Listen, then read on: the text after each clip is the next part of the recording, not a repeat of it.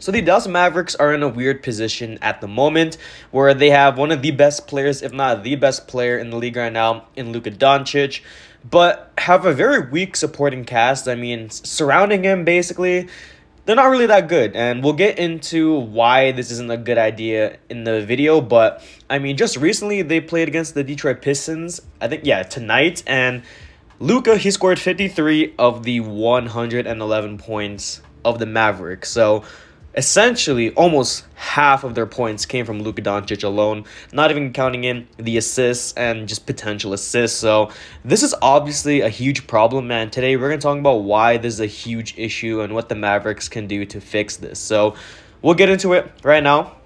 So the Mavericks this season, they've been a very streaky team overall, and they've essentially been a team that has been unachieving. I mean, with a guy like Luka Doncic on your roster, you would expect that they would be a contender at this point. And comparing it to last season, I mean, they really overachieved with their team, and they had, guys like Jalen Brunson on the team, Dorian Finney-Smith that was coming into his own, Spencer Dinwiddie came in from the Washington Wizards. You would have thought this team would overachieve with Luka Doncic. I mean, they are 27-25 over the season. They are good for the 6th seed overall in the West, which is definitely not good. I mean, this team with a guy like Luka Doncic being only 23 and being in the MVP race, he should be way up there with teams like the Denver Nuggets. I mean, up there like, let's see, Sacramento, Grizzlies, even LA, I mean, Golden State.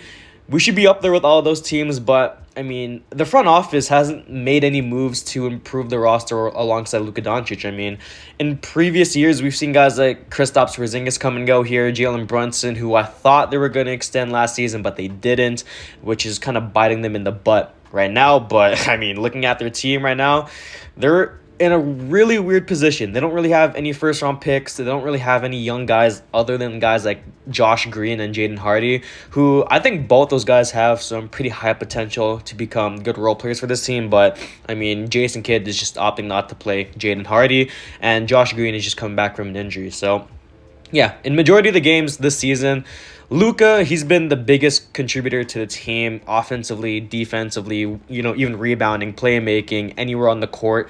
Luka is basically the contributor for the Dallas Mavericks in those wins and even losses too. So he's legit the hub of the offense. I mean, he's kind of playing like a Nikola Jokic role on the Dallas Mavericks.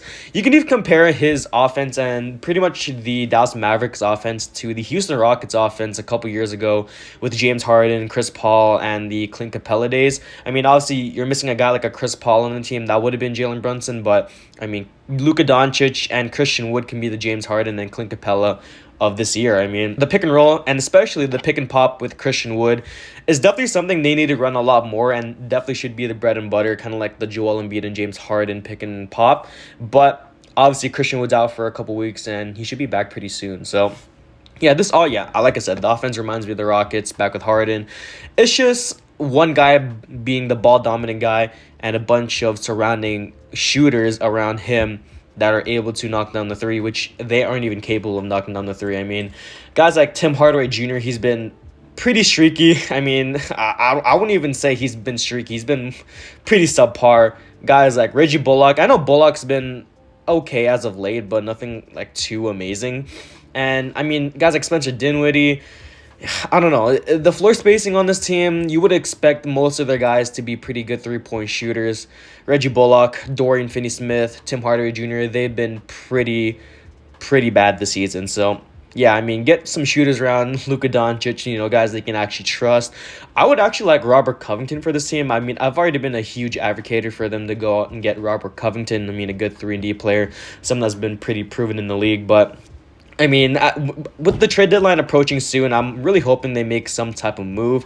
We'll get into what type of moves they can make later on, but I mean, as of right now, this team is pretty much in a deadlock in terms of what they have. They don't really have too many pieces. I mean, guys like Maxi Kleber, he's been out for a couple weeks. He might be on the trade block. I know he did sign an extension, so we'll see what happens with him. JaVale McGee, I know he signed a contract here, but he's not even getting any playing time, so we'll see if he's a trade asset for this team. Frank Ntilikina could be some value in terms of him playing some defense at the point guard position. And maybe even Dwight Powell. I mean, Powell, he's a rebounding machine, a good defensive center, but that's pretty much it. Doesn't provide on offense, and that's all he's really good for is defense and rebounding. So, yeah, there's a lot of things the Dallas Mavericks could do this trade deadline, but we'll see what happens. So there's a ton of reasons why there's a huge issue for the Dallas Mavericks, but relying heavily on a guy like Luka Doncic, especially in the playoffs, is something that's going to run out of steam pretty quickly here. I mean, looking at the Rockets and, in the previous years, you can kind of compare the Mavericks this season to the Rockets a couple years ago. You're going to run Luka Doncic into the floor, and whenever he's not having a good game, whenever he's fouled out, whenever he's injured, whenever he needs to load manage, you're not going to have another guy that can fill in his shoes to carry the offense. The closest thing you're going to get to is probably Spencer Dinwiddie or Christian Wood, but even those two guys in their own rights aren't really guys you can rely on for the offense. I would say, yeah, he would definitely be a lot better than Spencer Dinwiddie in terms of carrying the offense, but even him, I wouldn't really trust it.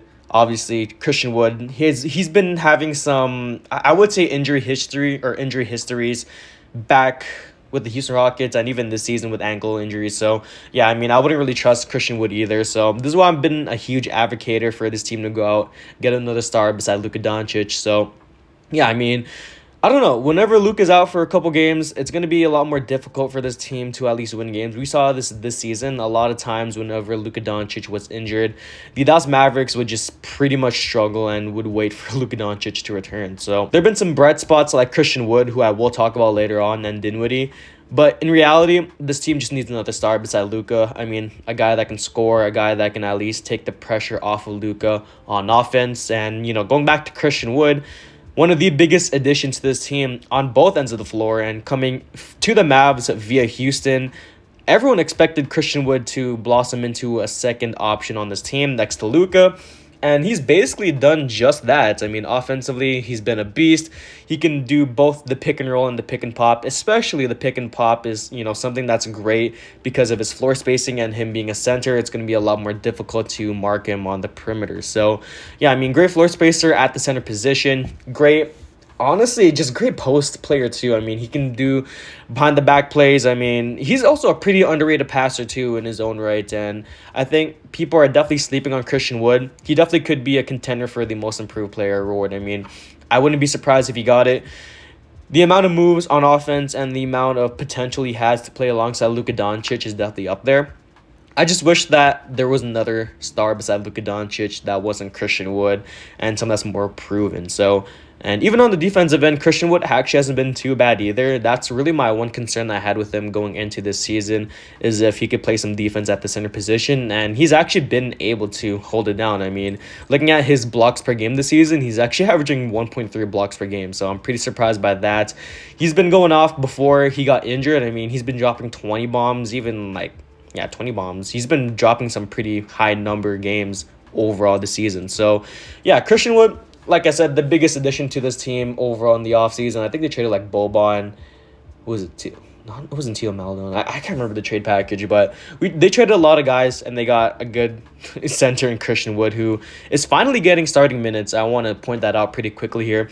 Before Christian Wood went down with an injury, Jason Kidd finally made the decision to start Christian Wood, and it's definitely paying off. So, yeah, we'll go into some other things right here, but yeah, I mean, other than Christian Wood, Josh Green, he's been another surprise for this team. A pretty young forward that has a lot of potential to become a good 3-and-D player for this team, someone that can run in transition. I just think that he needs more time. He definitely is injury prone. I know he's been out for a couple weeks with, I can't remember what injury, but I know he's been out with a couple injuries this season, especially last season too, but now he's getting a bigger role now that guys like Jalen Brunson aren't here, so he's getting a bigger role on offense, and he's definitely taking advantage of that. And finally, Jaden Hardy. I mean, Hardy coming out of the G League Ignite, I think he has a lot of potential to become a good role player for this team. Obviously, in his rookie year, I don't really think it's going to get a lot of minutes, and even with the limited amount of minutes he's been getting this season, he's been looking pretty great this season overall. So, yeah, we'll see what happens. They really do need to trade for another star.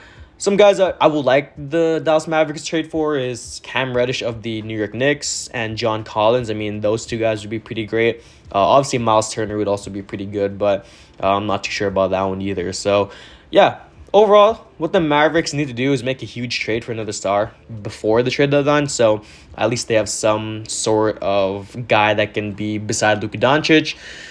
I don't know. It's the Dallas Mavericks. They're in a weird position. I've already said this, but you guys can let me know. I don't know. It's just like the Dallas Mavericks, they just fail to surround Luka Doncic with a lot of just potential players beside him. It's just weird because with a guy like Luka Doncic, you don't want to go past his prime. You don't want him to leave the team. And I think after a couple seasons, if they don't at least touch the finals, he definitely could be on the way out. I really don't want to say that. It's a possibility. Hopefully it doesn't happen, but I mean, you have to go to a winning culture. If it's not going to happen in the Dallas Mavericks, it's not going to happen. So if it doesn't happen with the Dallas Mavericks in the come 2 to 3 years, he probably does move on to another team. So you guys can let me know what you guys think about the Dallas Mavericks. That's the end, and I'm out. Peace.